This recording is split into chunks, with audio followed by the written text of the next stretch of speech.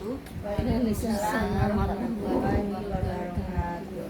Alhamdulillah, Masya Allah, tabarakallah. Siang hari ini kita semua Allah izinkan ya Bu ya untuk berkumpul dalam majelis kita tercinta, Insya Allah. Yang semoga setiap langkah kita hari ini diberikan keberkahan oleh Allah Subhanahu wa Ta'ala.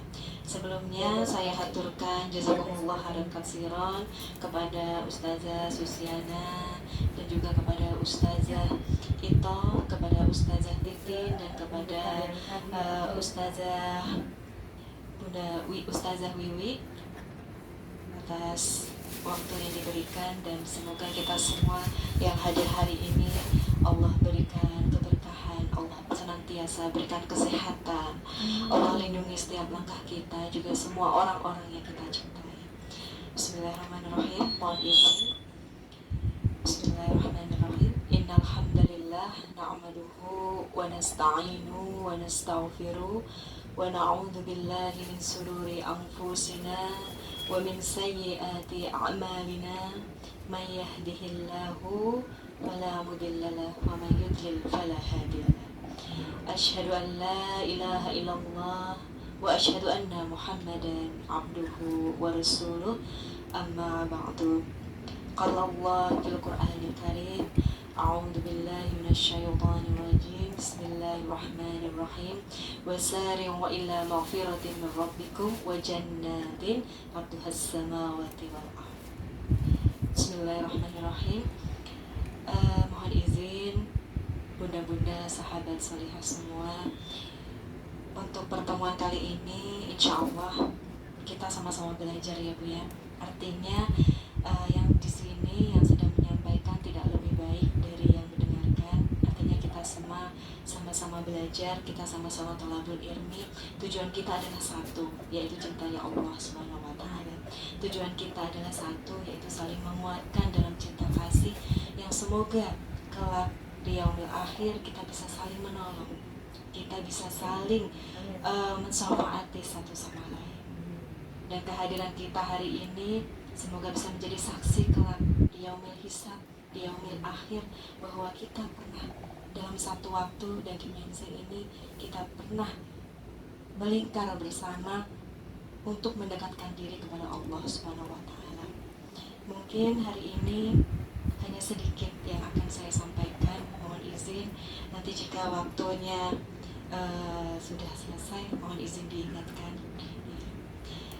Semoga walaupun hari ini sedikit yang kita bahas, semoga ini bisa mendapatkan keberkahan dari Allah Subhanahu wa Ta'ala. Inti dari keberkahan, ciri-ciri dari sebuah aktivitas yang barokah adalah ziyadatul khair, bertambahnya kebaikan. Bertambahnya kebaikan yang bisa mendekatkan kita kepada Allah Subhanahu wa Ta'ala.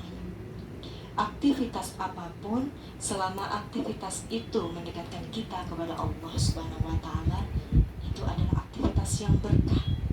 Di rumah kita mendidik anak-anak kita, jikalau itu mendekatkan kita dan keluarga kita kepada Allah Subhanahu wa Ta'ala, insya Allah itu adalah aktivitas yang berkah.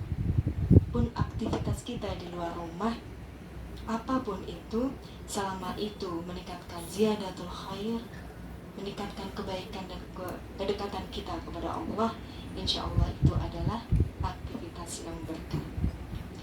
Baik, bismillahirrahmanirrahim. Langsung saja materi hari ini insya Allah masih meneruskan materi yang pekan yang lalu, yaitu mengenai terusan dari 10 suplemen hati.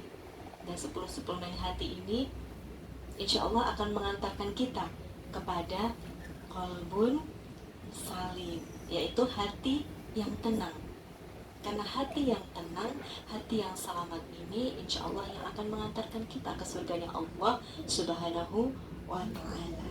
Nah, bagaimana caranya kita bisa mendapatkan qalbun salim, hati yang selamat, hati yang penuh syukur, hati yang begitu damai? Salah satunya yang pertama, mohon izin, barangkali kita lihat. Yang pertama, bagaimana caranya agar kita berbahagia. Artinya apa kebahagiaan yang sebenarnya? Kebahagiaan yang sebenarnya adalah memiliki hati yang selamat, hati yang terbebas dari semua penyakit hati, hati yang begitu damai, hati yang mudah memaafkan. Nah, bagaimana caranya agar kita bisa bahagia? Bagaimana caranya kita agar bisa mendapatkan qalbun salim, hati yang selamat? Insya Allah di sini kita akan bahas 3 poin. Yang pertama adalah ridho pada ketetapan Allah Subhanahu wa Ta'ala. Karena Masya Allah, tabarakallah, iman, tingkatan iman yang paling tinggi ternyata itu bukan orang yang rajin sholat saja, bukan orang yang rajin puasa, bukan orang yang sudah berkali-kali menunaikan ibadah haji atau umrah. Ternyata bukan. Di mata Allah, seseorang yang punya keimanan yang paling tinggi di mata Allah adalah orang yang paling ridho dengan ketetapan Allah. Masya Allah. Jadi maunya Allah itu apa, Bu? Maunya Allah itu simple. Maunya Allah itu adalah kita ridho dengan ketetapan Allah. Ridho kita disuruh beribadah, ridho kita disuruh sholat 5 waktu, ridho kita disuruh bersedekah, dan yang paling penting yang perlu kita pelajari adalah kita ridho terhadap qada dan qadar. Masya Allah. Iya, takdir baik dan takdir buruk. Kalau takdir baik, insya Allah kita semua ridho ya Bu ya, takdir baik. Tetapi ketika kita diberikan takdir yang tidak menyenangkan, takdir yang buruk, itu jarang sekali yang bisa ridho. Nah, di sini ridho itu kenapa mempunyai derajat keimanan yang paling tinggi di sisi Allah Subhanahu wa Ta'ala. Kalau orang yang sabar, itu tingkatannya masih di bawah ridho. Kalau yang sabar, definisi dari sabar itu adalah menerima saja. Oh iya ya Allah, saya menerima si A zalim terhadap saya. Tapi di dalam hati kita masih ada rasa dendam. Di dalam hati kita masih ada rasa kesal. penolakan? Iya, masih ada penolakan di dalam hati kita. Tetapi ridho, Masya Allah, tingkatannya paling tinggi Bapak Ibu. Kalau ridho itu artinya ya Allah, saya menerima dan saya bahagia dengan ketetapan yang Engkau berikan.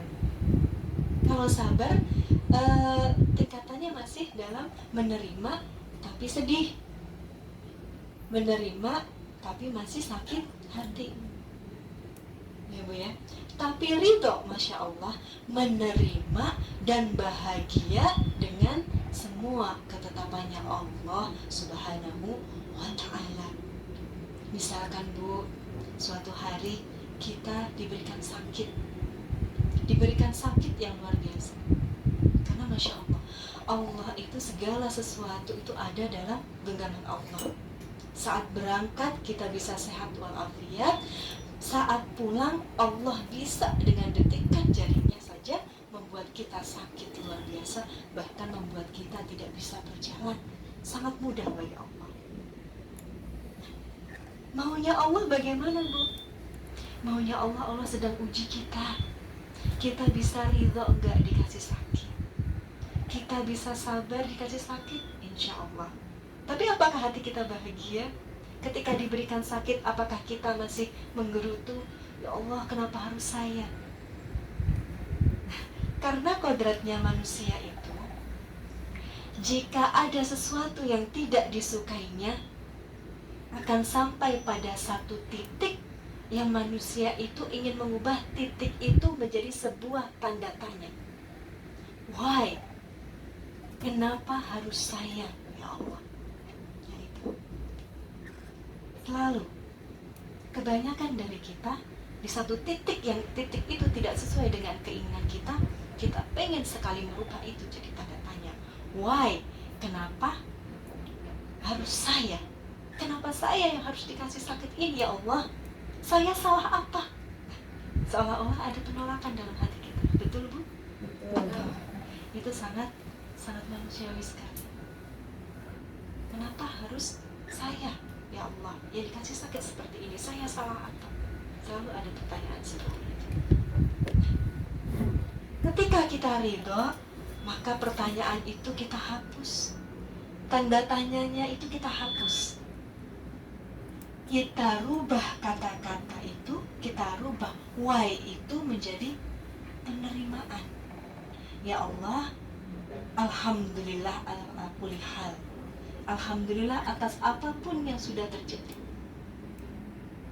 Alhamdulillah ya Allah, Engkau karuniakan rasa sakit ini mungkin untuk pengingat diri hamba.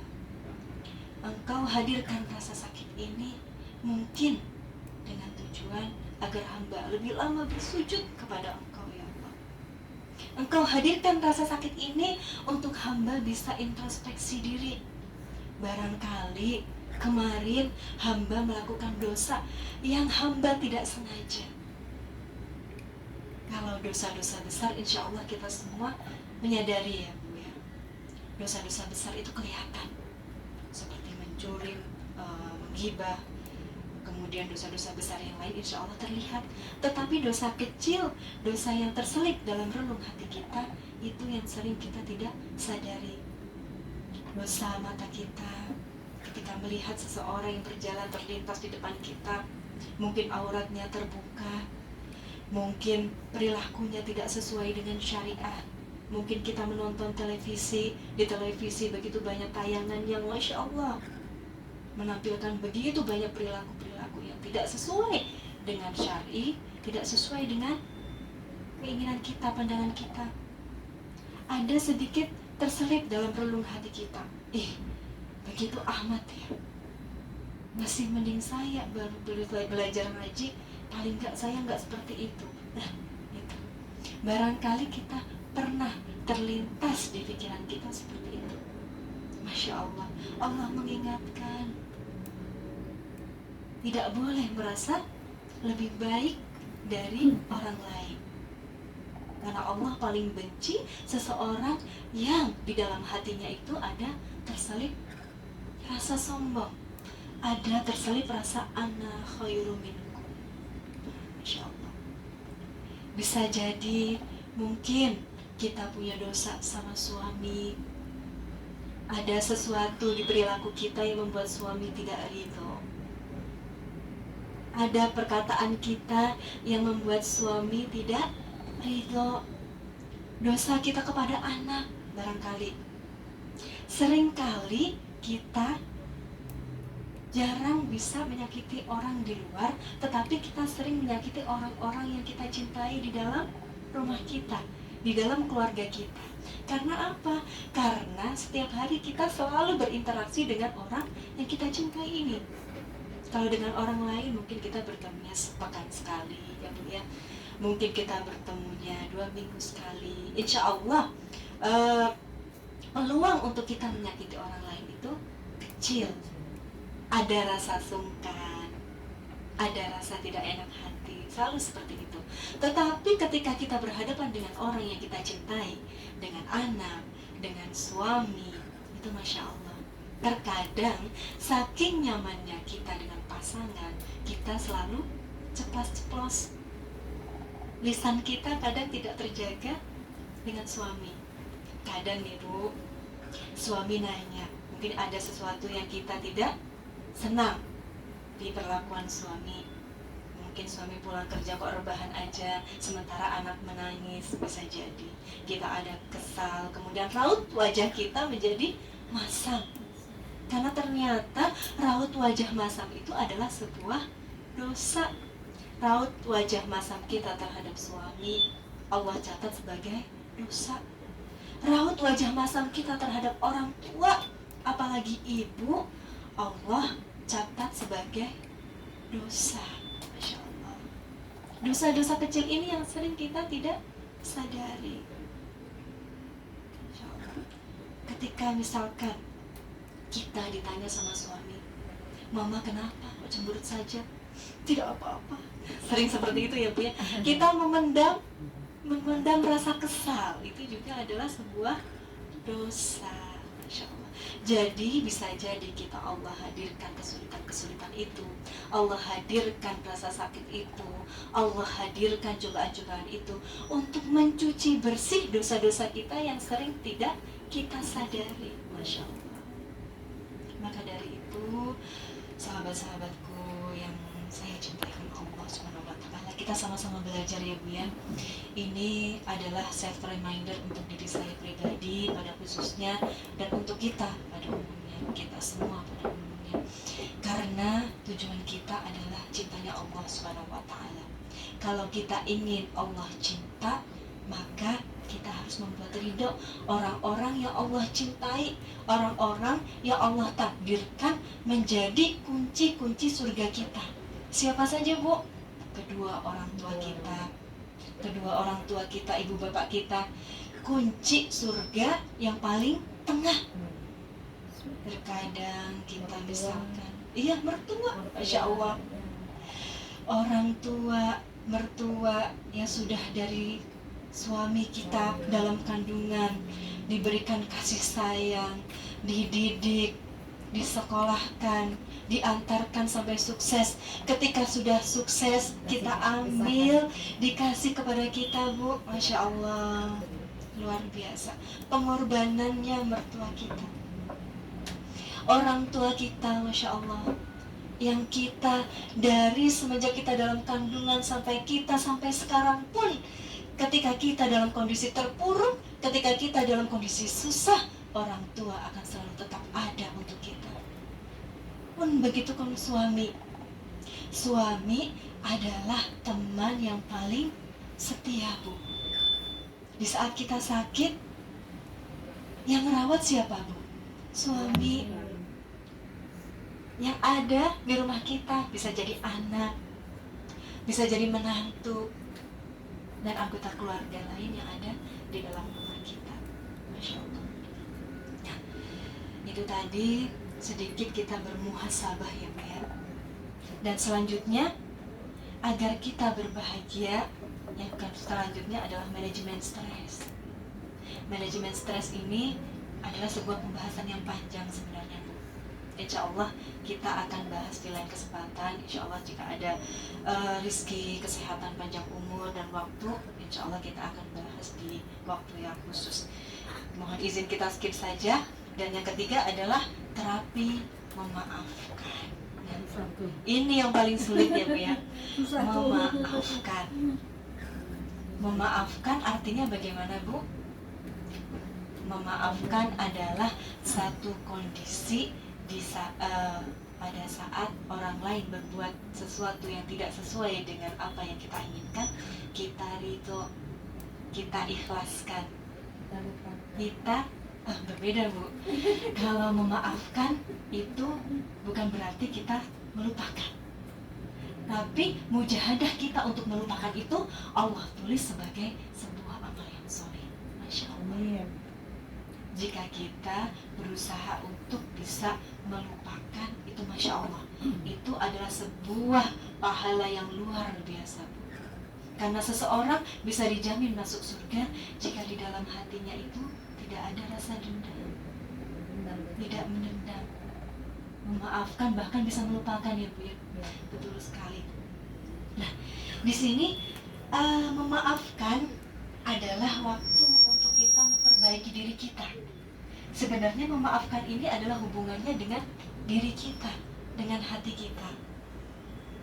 Bagaimana kita bisa membuat hati kita menjadi ridho, menjadi ikhlas, membuat hati kita itu menjadi tetap bahagia apapun yang orang lain katakan, membuat hati kita tetap berbahagia apapun yang lingkungan kita lakukan. Karena di dunia ini ada beberapa hal yang bisa dalam kendali kita, ada beberapa hal yang di luar kendali kita. Yang di dalam kendali kita adalah diri kita sendiri Bu. Tetapi lebih banyak di dunia ini yang di luar kendali kita. Suami Bu, suami adalah miliknya Allah. Anak-anak Bu, anak-anak adalah miliknya Allah. titipan Allah, betul sekali. Begitupun dengan keluarga. Keluarga juga titipan Allah. Ya. Jadi apa yang dilakukan oleh suami, apa yang dilakukan oleh anak-anak kita, apa yang dilakukan oleh keluarga kita, itu di luar kendali kita, di luar kuasanya kita. Yang menjadi kendali kita adalah diri kita pribadi. Bagaimana kita bisa menyikapi apapun yang mereka lakukan. Mohon izin, sudah 10 menit barangkali. Mohon izin. Ya. Jadi di sini memaafkan itu dengan melupakan ada perbedaan. Memaafkan ini adalah berupa software dan melupakan itu berupa hardware. Ya. Software ini berhubungan dengan otak sadar kita. Ya. Nah, otak sadar ini memori jangka pendek. Jadi kita bisa memaafkan orang, tetapi untuk melupakan ini berhubungan dengan hardware kita, yaitu penurunan fungsi kognitif kalau dalam NLP. Kognitif. Iya, jadi long term memory, memori jangka panjang kita, memori yang susah dihapus. Kita bisa maafin seseorang ya Bu ya.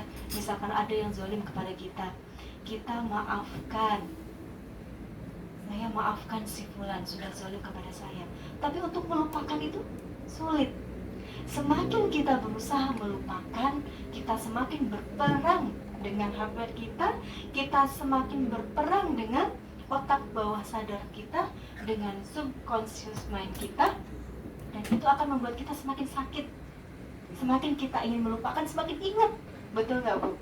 Misalkan kita pernah disakiti, misalkan seseorang pernah disakiti pasangannya pernah selingkuh misalkan, kita udah maafin nih Bu, pasangan misalkan meminta rujuk, oke, rujuk, ini rujuk, kita bisa tinggal satu rumah, kita berinteraksi seperti biasa.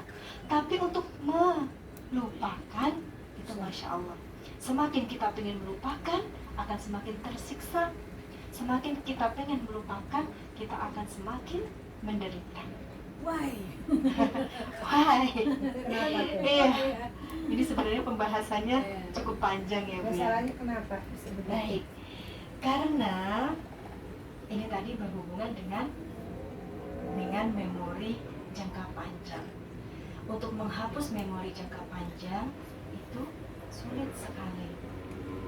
Jadi yang perlu kita lakukan adalah membuka hati kita, berlapang dada, berdamai dengan diri Dari kita. kita sendiri ya. Betul. Berdamai dengan diri kita. Kita tahu untuk menghapus itu susah.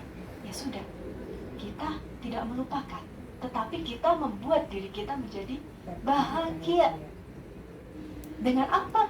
Dengan yang poin pertama tadi, menerima ridho pada ketetapan Allah Subhanahu wa Ta'ala. Kita buka hati kita lapangkan hati kita. Semua orang bisa melakukan kesalahan, pun diri kita juga tidak luput dari kesalahan.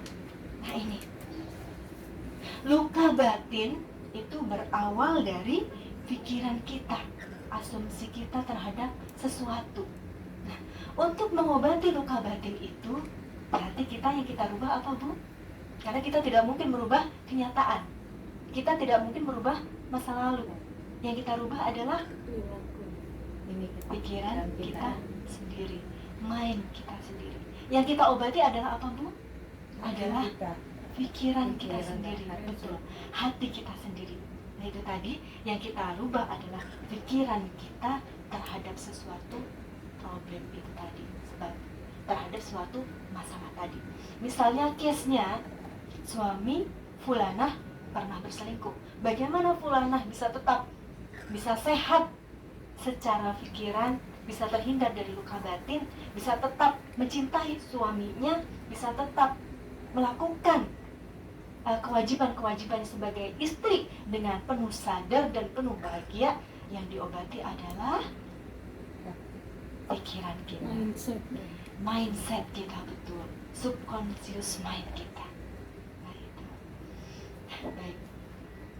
Kadang-kadang yang sering bisa membuat kita merasakan sedih, merasakan begitu berat, bahkan merasakan stres, merasakan depresi, ya Bu ya. Depresi itu adalah akibat akut dari sebuah stres. Itu bisa membuat orang depresi, dan depresi yang sangat dalam itu bisa membuat orang menjadi misalkan ODGJ, sakit jiwa, dan kelainan emosional yang lain. Nah itu yang harus kita obati adalah pikiran kita, subconscious mind kita. Nah, ketika kita pengen mengobati itu, yang pertama harus kita lakukan adalah jujur pada diri kita sendiri. Gak apa-apa kita menangis. Kita tidak wajib kok selalu terlihat sebagai seseorang yang strong. Kita tidak wajib untuk terlihat sebagai seseorang wanita yang perkasa. Yang diwajibkan atas kita adalah menjadi orang yang bertakwa, menjadi muslim atau muslimah yang bertakwa. Allah tidak mewajibkan kita untuk menjadi seseorang yang terlihat seperti kesatria, yang selalu happy, yang selalu bahagia, yang selalu tersenyum. Itu tidak wajib. Karena secara fitrah Allah menganugerahkan kita rasa sedih. Rasa sedih yang menganugerahkan siapa Bu? Allah. Jadi bagaimana ketika kita bersedih? Ketika kita merasa down, tidak apa-apa. Itu manusiawi. Kita harus jujur dengan diri kita sendiri. Ketika kita misalkan terlihat sedih, kita menangis, ditanya sama anak, "Mama kenapa?" "Gak apa-apa nak, Mama baik-baik saja. I'm strong, I'm fine, I'm happy." Padahal di dalam hati kita sedang remuk redam. Itu nanti menyiksa kita Bu. Kalau pada dalam bahasa kerennya itu poker face. Hati kita remuk, hati kita sedih, kita masih harus memaksa diri kita untuk tersenyum bahagia. Kita memaksa diri kita untuk jangan menangis. Jangan menangis. Menangis depan anak boleh nggak Bu? Boleh saja, karena kita adalah manusia. Tapi bagaimana Bu? Saya takut anak kita trauma. Ada caranya. Ada caranya untuk supaya anak kita itu tidak trauma. Ada, kita kenalkan air mata bahagia, air mata sedih, air mata yang lain-lain. Mungkin insya Allah kita akan bahas di lain kesempatan. Nah, kemudian yang kedua, kita sering tidak jujur kepada Rabb kita. Kita sering tidak jujur pada Allah. Di pembahasan yang lalu kita sudah membahas tentang 10 suplemen hati ya Bu ya. Di Quran surat Al-Muzammil, 10 suplemen hati. Kata Allah di Quran Al-Muzammil ayat 1-10.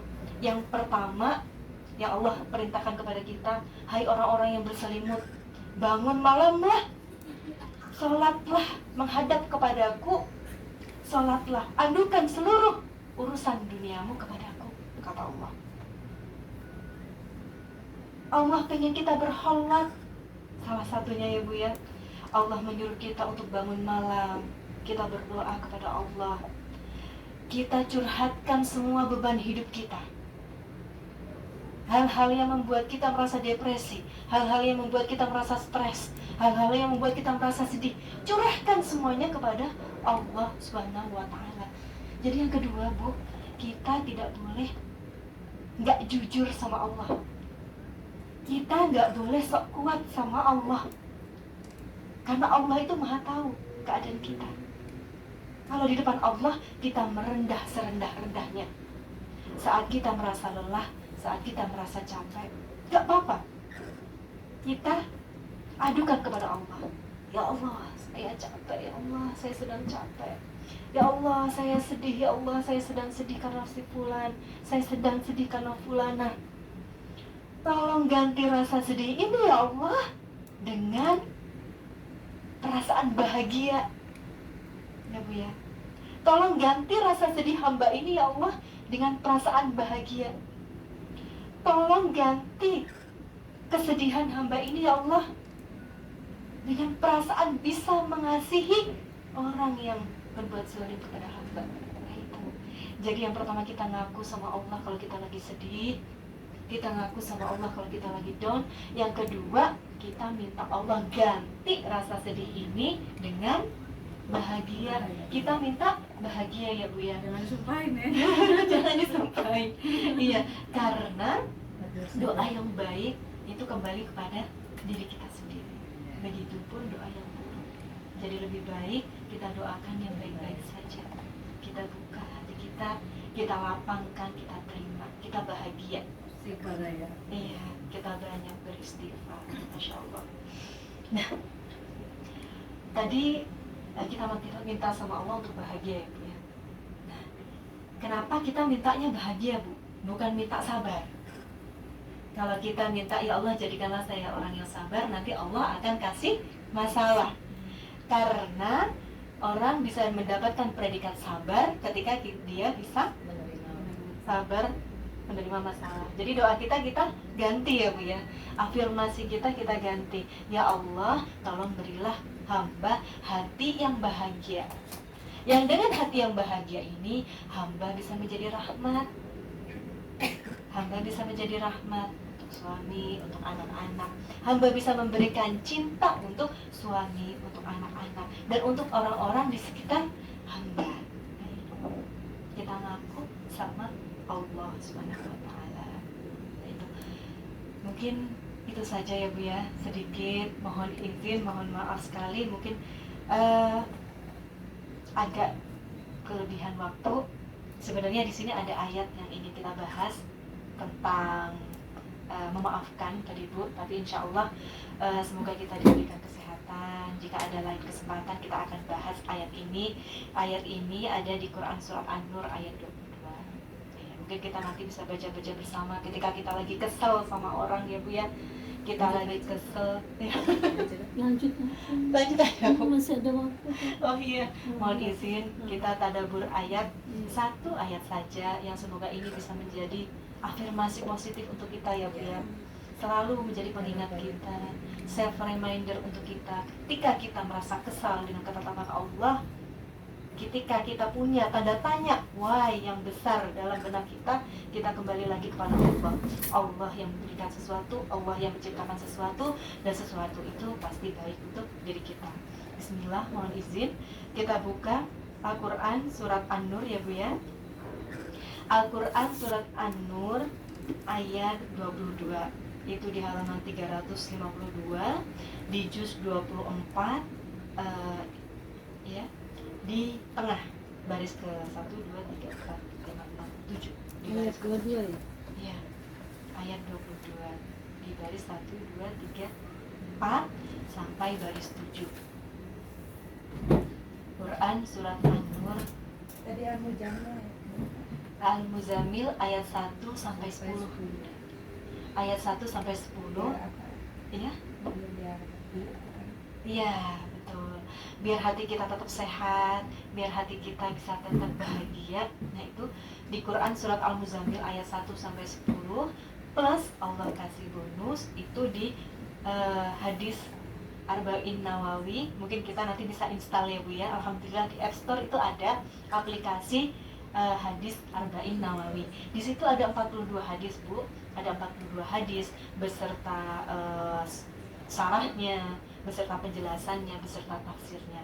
Yang intinya di hadis Arba'in Nawawi nomor 22 itu adalah 3 pilar kebaikan, yaitu puasa, sedekah, dan menjaga lisan. Itu yang kita sudah bahas di insya Allah pertemuan yang sebelumnya ya Bu, yang tentang 10 suplemen hati. Baik, mohon izin kita sudah membuka bersama ya Bu ya. Kita tadaburi bersama. Mohon izin mungkin barangkali Bunda berkenan untuk membacanya. Kita sama-sama tadabur ya Bu. Ayat 22. Wala ya'tini ulul fadli minkum wa sya'ati ayyukum qudba wal masyakina wal muhajirina fi sabilillah wal ya'fu وليصفحوا ألا تحبون غفور رحيم. Susah baca, kecil-kecil. Boleh kita udah baca Artinya. artinya, terus ada tilawahnya. Dan janganlah orang-orang yang mempunyai kelebihan dan kelapangan di antara kamu bersumpah bahwa mereka tidak akan memberi bantuan kepada kerabatnya, orang-orang miskin dan orang-orang yang berhijrah di jalan Allah. Dan hendaklah mereka memaafkan dan berlapang dada.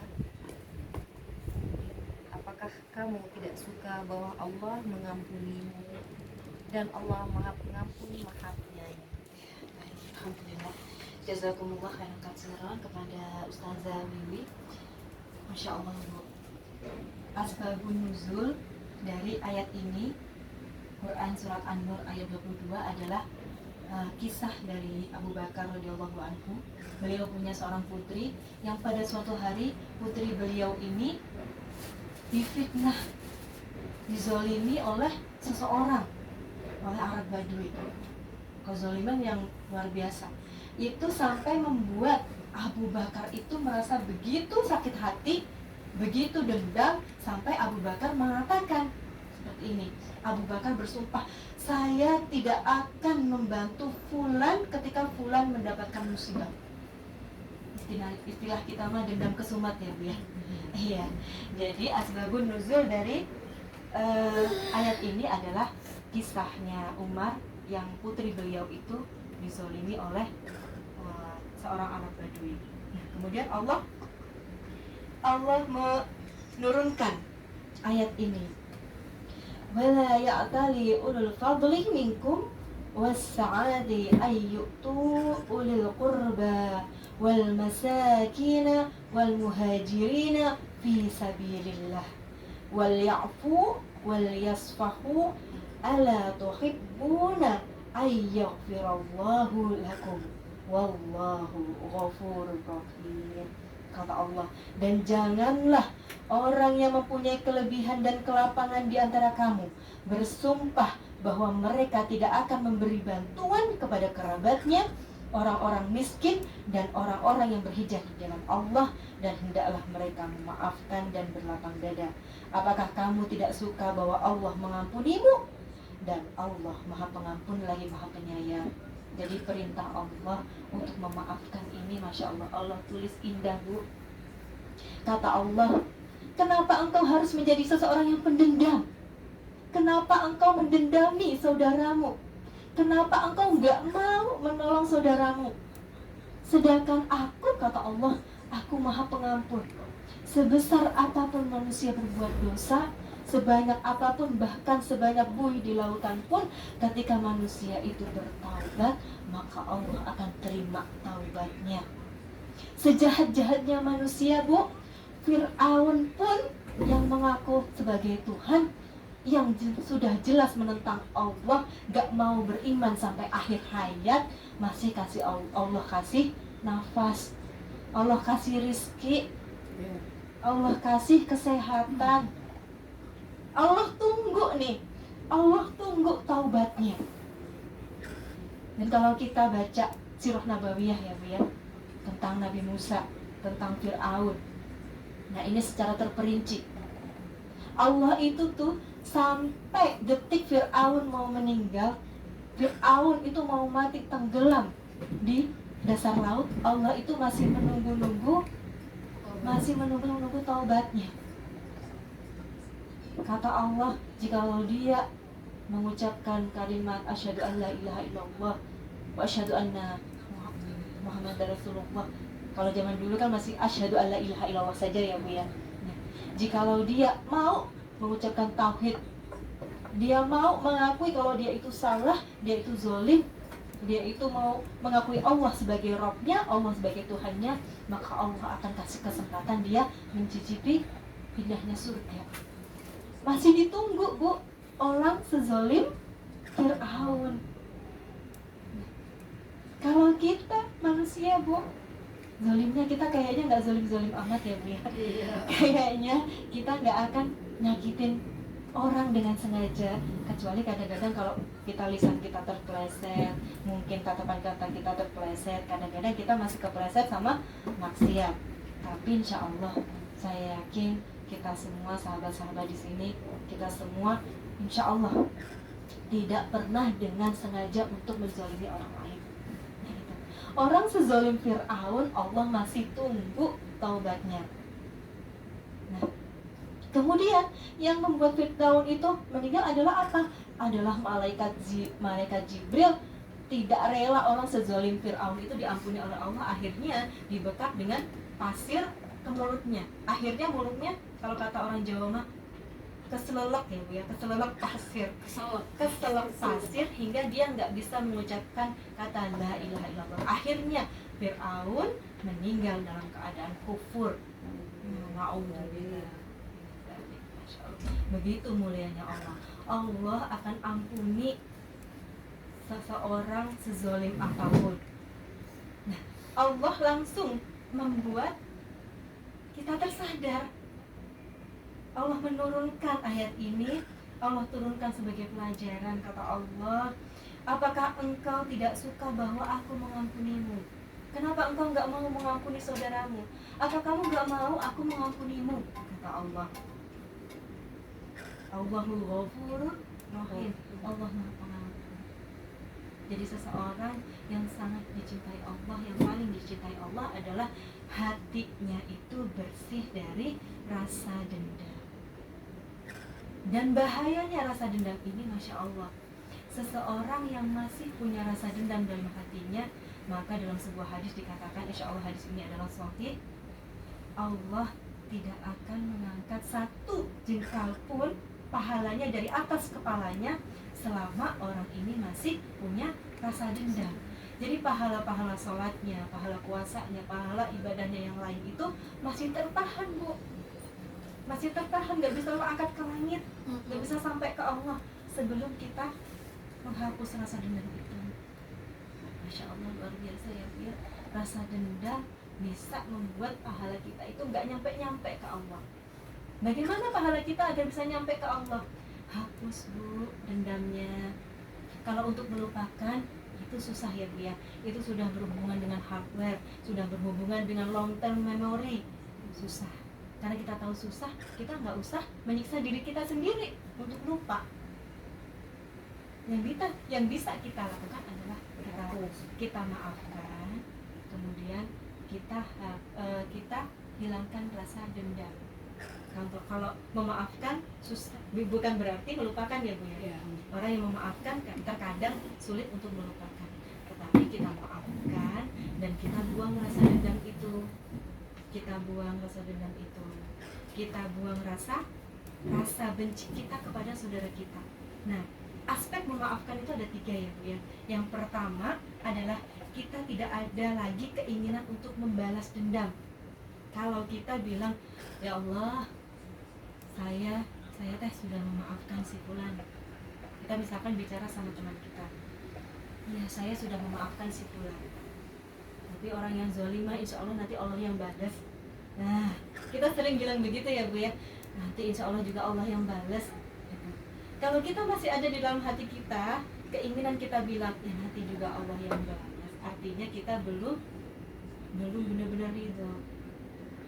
Kalau kita ridho, ya Allah, saya sudah maafkan si fulan, tolong berilah dia petunjuk, berilah dia rahmat-Mu. Yang kita doakan adalah apa Bu? Kebaikan. Karena setiap doa kebaikan yang kita doakan kepada orang lain itu diamini oleh malaikat. Malaikat itu bukan cuma mengaminkan, tapi kembali mendoakan. Begitupun doa untuk dirimu. Jadi kalau misalkan kita dizalimi sama orang, ya Allah saya maafkan si fulan, berilah si fulan rahmat, berilah si fulan keluasan hati agar dia punya perilaku yang baik. Jadi begitu. Yang kedua, tidak lagi menghindari, ya Bu ya. Kadang kita, saya sudah memaafkan si fulan, tapi saya nggak pengen ketemu dia lagi, takut kesel lagi. Gitu ya Bu ya. Sering kita seperti itu. Nah, kalau kita sudah ikhlas ridho memaafkan, kita kalau ketemu bisa tersenyum. Senyum kita bisa tulus, insya Allah. Artinya kita sudah bisa berhasil memaafkan. Kemudian yang ketiga adalah keinginan untuk berdamai. Keinginan untuk berdamai dengan momen atau orang tersebut. Misalkan kita bertemu dengan orang yang ngeselin, yang bikin kita sakit hati, yang meninggalkan luka batin dalam hati kita. Ketika kita sudah berjumpa dengan orang tersebut, kita ada keinginan untuk menyambung silaturahim, berdamai dengan keadaan, berdamai dengan diri kita sendiri, dan berdamai dengannya. Soal dia mau memberikan feedback positif atau negatif, itu adalah urusannya kepada Allah. Tapi urusan kita kepada Allah adalah menjadi rahmat, memberikan cinta, menjadi hamba yang bertakwa. Nah, kemudian ada satu quote yang mungkin ini bisa jadi self reminder untuk kita semua. Hidup itu adalah hanya tentang bagaimana cara kita menikmati dan menghiasi hati kita dengan kesyukuran. Apapun kondisi kita, kalau kita bersyukur, insya Allah itulah kebahagiaan. Nah, sebuah kesyukuran bukan hanya karena kita mendapatkan nikmat, tapi sebuah kesyukuran karena Allah sampai detik ini tidak mengambil apa yang kita butuhkan. Allah tidak mengambil sehat kita, Allah tidak mengambil keluarga kita, Allah tidak ambil sahabat-sahabat kita. Semua yang kita butuhkan Allah berikan. Kembali ke ala kulli hal ya. Betul sekali Bunda. Alhamdulillah ala kulli hal. Baik, jazakumullah khairan katsiran. Semoga Allah memberikan kita kemudahan untuk menjadi pribadi yang lebih memaafkan, kemudahan untuk menjadi pribadi yang lebih berbahagia. Mungkin itu saja dari saya. Saya mohon maaf yang sebesar-besarnya atas segala hilaf dan kekurangan, dan saya akhiri wabillahi taufiq wal hidayah. Wassalamualaikum warahmatullahi wabarakatuh. Waalaikumsalam warahmatullahi wabarakatuh. Tambahin itunya saya. Doa orang yang zalim. Allahumma arina haqqan. Oh, mungkin Anda bisa Ya. bersharing sama kita. Allahumma arina haqqan warzuqna tidak arina dan masukin saya ke dalam syamil ya. Iya, Motivasi orang yang sakit. Allahumma Sehat tetap ya. Allahumma arinal haqqa haqqa warzuqna tiba'ah wa arinal batila batila warzuqna ijtinabah. Mungkin kita langsung doa ya Bu ya. Atau doa ini kita isi dengan muhasabah saja ya Bu ya. Barangkali ini kita bisa menjadi self healing untuk kita. Mohon izin saya hadirkan musik klasik ya Bu ya. Semoga ini bisa membantu kita masuk ke dalam alam bawah sadar kita, supaya kita bisa lebih mudah lagi untuk mengeluarkan semua apa yang ada di hati kita, mengeluarkan toxic mind ya Bu ya, toxic mind yang ada di hati kita. Karena jika toxic mind itu tidak kita keluarkan, maka imbasnya akan mempengaruhi kesehatan lahir dan batin kita. Jadi bukan hanya batin kita yang sakit, tapi bisa jadi kita psikosomatis, bisa jadi kita bisa jadi jantung kita berdebar, bisa jadi tensi kita naik, bisa jadi kita kondisi ngedrop dan lain sebagainya. Mohon izin.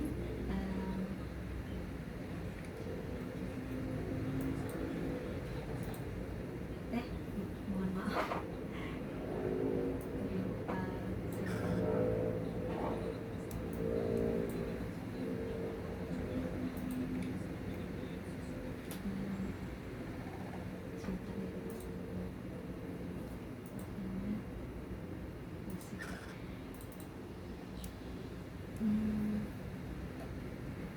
Mungkin jika berkenan nanti mohon izin saya sharekan materi-materi yang tadi.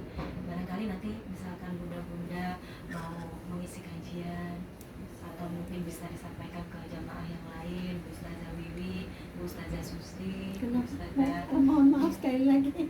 Iya, mohon izin menyampaikan materi yang tadi PowerPoint-nya insya Allah akan di-sharekan ke grup iya. dalam bentuk PDF. Barangkali nanti Ustazah Titin juga mau menyampaikan ke jamaahnya untuk memotivasi jamaahnya, nanti bisa langsung dipakai lagi. iya, bisa dipakai untuk tausiah. Baik.